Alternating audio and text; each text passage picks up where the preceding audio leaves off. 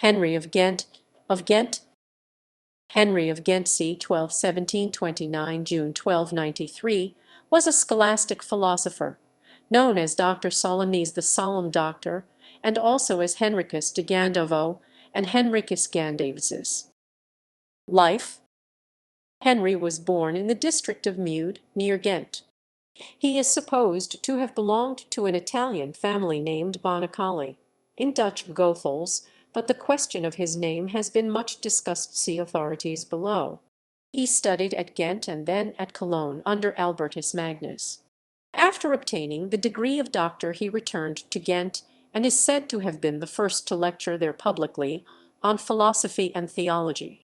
Attracted to Paris by the fame of the university, he took part in the many disputes between the orders and the secular priests, on the side of the latter. While Henry was a regent master at the University of Paris, the condemnations of 1277 took place.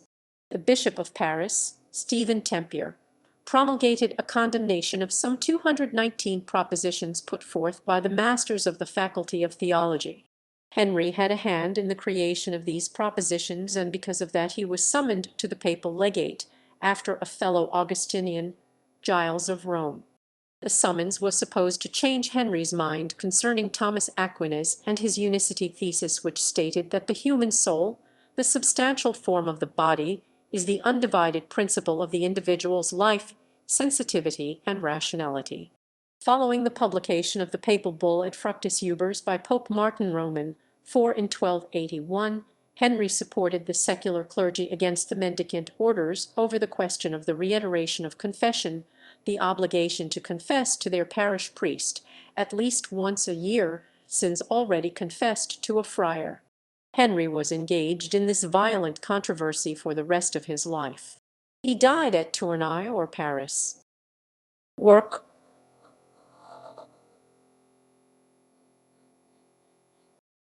Being of essence.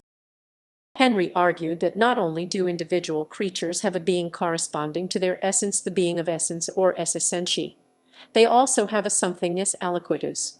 The being created by God is not the being of actual existence, but the being of essence, also called es latissimum, being in the widest sense, or es communissimum, the most general form of being. The determination of essence respecting its being made actual is a delimitation, or specification, of that being. Thus, esse essentiae comes first, then comes es aliquid per essentiam, being a something through essence. Finally, the whole essence thus made up is put into actuality. Intentional distinction. An intentional distinction is where the very same thing is expressed by different concepts, in different ways. Quaddle. VQ 12. Unlike a purely logical distinction, an intentional distinction always implies a sort of composition, although it is minor with regard to that implied by a distinction in reality.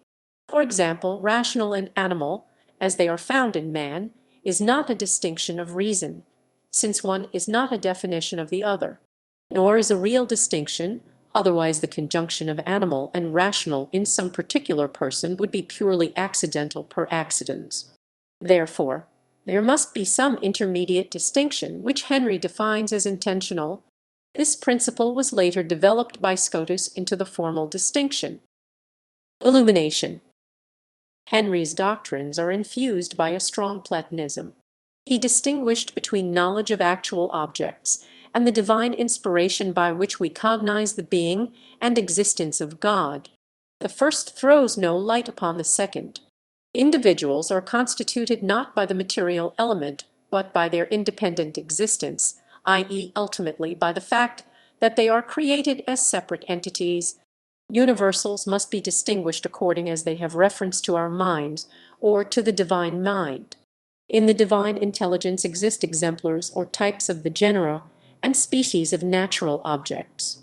On this subject Henry is far from clear, but he defends Plato against the current Aristotelian criticism and endeavors to show that the two views are in harmony.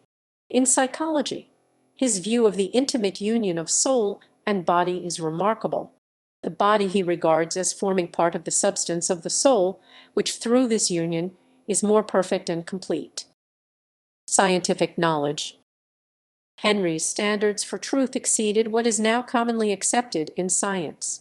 Following closely Aristotle's posterior analytics, he demanded that first, it must be certain, i.e., exclusive of deception and doubt; secondly, it must be of a necessary object; thirdly, it must be produced by a cause that is evident to the intellect; fourthly, it must be applied to the object by a syllogistic reasoning process.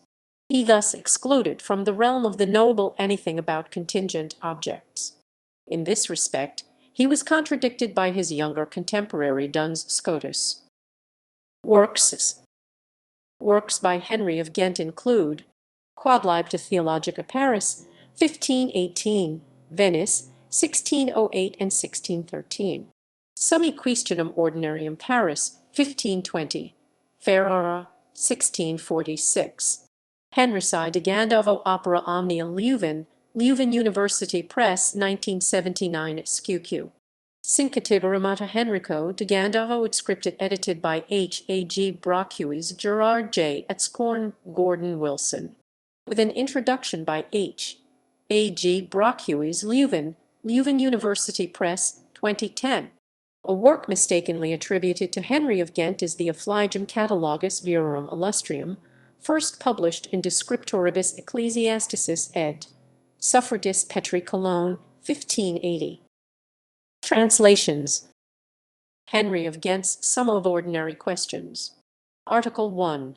On the Possibility of Knowing Translation, with an introduction and notes by Roland J. Teske, S.J. South Bend, St. Augustine Press, 2008. ISBN 1-58731-359-6. Henry of Ghent's Summa, The Questions on God's Existence and Essence, Articles 21-24. Translation by Jos de Court Plus and Roland J. Teske, S.J. Latin text, introduction, and notes by Roland J. Teske, S.J. Dallas Medieval Texts and Translations 5. Louvain/Paris, Peters, 2005. ISBN 978-429-1590-9. Henry of Ghent's Summa, The Questions on God's Unity and Simplicity, Articles 25-30. Latin text, introduction, translation, and notes by Roland J. Teske, S.J. Dallas Medieval Texts and Translations 6. Louvain and Paris, Peters, 2006. ISBN 978-429-1811-5. Juan Carlos Flores, Henry of Ghent, Metaphysics and the Trinity, with a critical edition of Question 6 of Article 55 of the Summa Questionum Ordinarium, Leuven, Leuven University Press, 2006. Henry of Ghent Quodlibdal Questions on Free Will. Translated by Roland J. Teske, Milwaukee, Marquette University Press, 1993. ISBN 97800000000. 5-41206x. 6. Henry of Ghent Quodlibdal Questions on Moral Problems, translated by Roland J. Teske, Milwaukee, Marquette University Press, 2005.